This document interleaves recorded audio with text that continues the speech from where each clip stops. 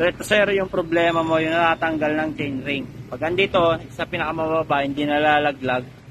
Yan, pag umakyat nalalaglag itong kadena mo. Yan, sampulan natin. Pag dyan sa baba hindi nalalaglag. Yan, pakita mo na lang sa mekaniko mo sir. Ay, isip mo. Tandaan, isa-isa. Ayan, nagkaganon diba, nalalaglag.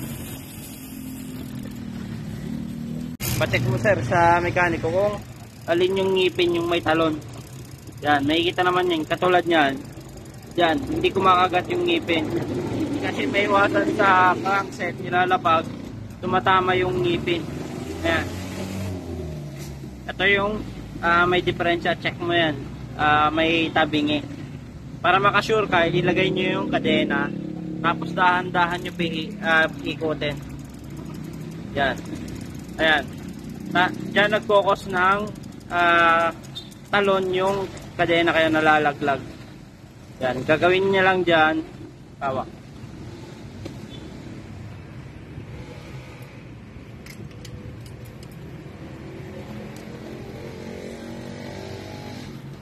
Kung saan yung may konting bend ng ngipin, gamitan niya lang ng long nose, yung saktuhan lang sa ngipin. Yan, para hindi mapersa yung ngipin. Ito safe naman to. Dami na namin na align na ngipin. Yan. Ito, ganito lang straight, tas i-press. Yan. Yan. Tas konting bend, yung dapat diretso. Yan, safe naman to kasi aluminum, flexible naman to. Yan, check natin ulit ngayon.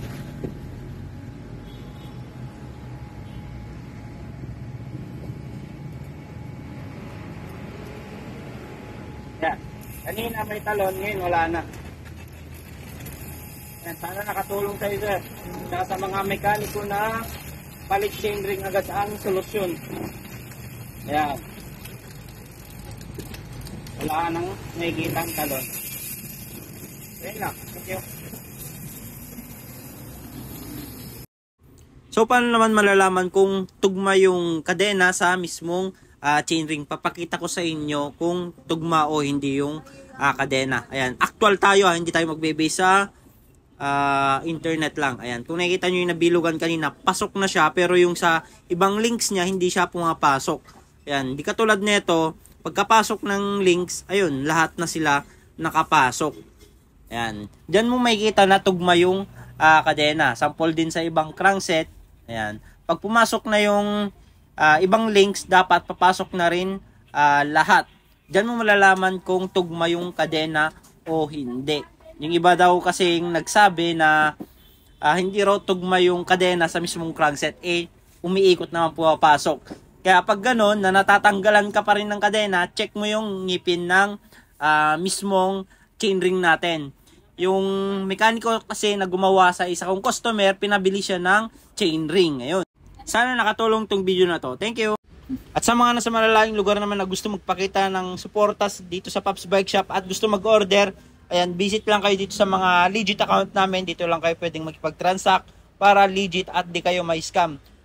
Visit lang kayo sa TikTok, Shopee, Lazada namin. Pops Bike Shop Official. Ayan, ito yung mga legit account namin. Jason Bike Parts. Bikers Need. Thank you mga Pops, mga Padjak. Ayan, dito na kayo makipag-transact at mag-order. Thank you.